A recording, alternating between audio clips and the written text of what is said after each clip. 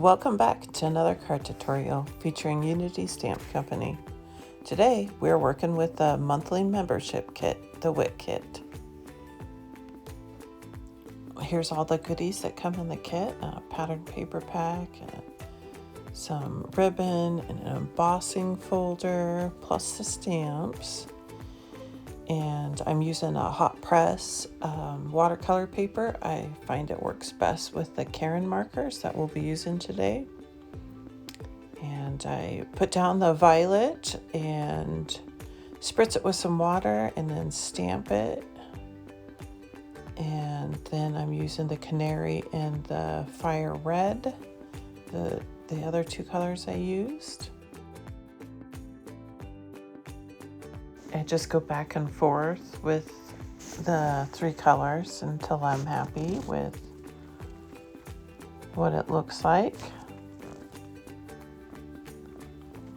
And then I'm going to dry it with the heat tool, and I'm going to stamp it with some waterproof ink. I'm using VersaFine Clair ink in Nocturne. And I like the look of this. You could leave it just like this and not color it in. I think that looks pretty cool. But then I go in with the same color of Karen markers and color in the flowers, and then blend it with a blender pen.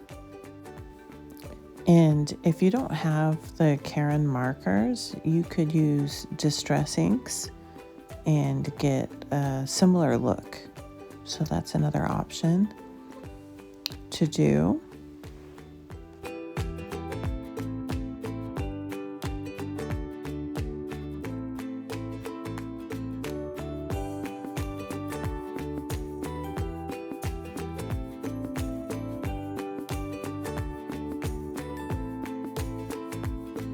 I start fussy cutting the image out. You can certainly use a scan and cut or a Cricut or silhouette machine or a cutting machine if you don't like to fussy cut. And I got some patterned paper and I ripped that down and I embossed a white card panel. I'm going to ink splatter with some Distress Oxide. Got Dusty Concord and Candied Apple and Mustard Seed are the colors I used. To kind of use the same colors as the flowers that we had just got done painting. Then I'm going to ink splatter the image we stamped. I'm going to dry that with a heat tool. Make a craft card base. I'm going to adhere that to the embossed panel. Then I'm going to distress it with some scissors. I always use my scissors because they're just right there on my desk.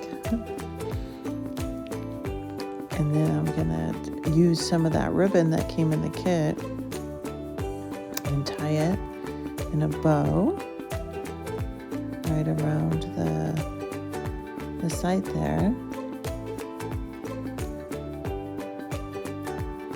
Trim the sides. Then I'm gonna pop up the card panel with foam tape as soon as I'm done messing around with the bow.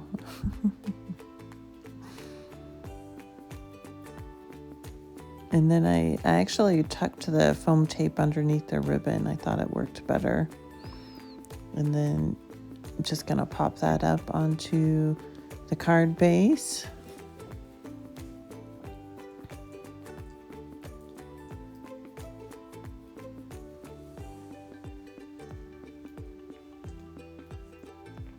Pop the heart up using foam tape as well.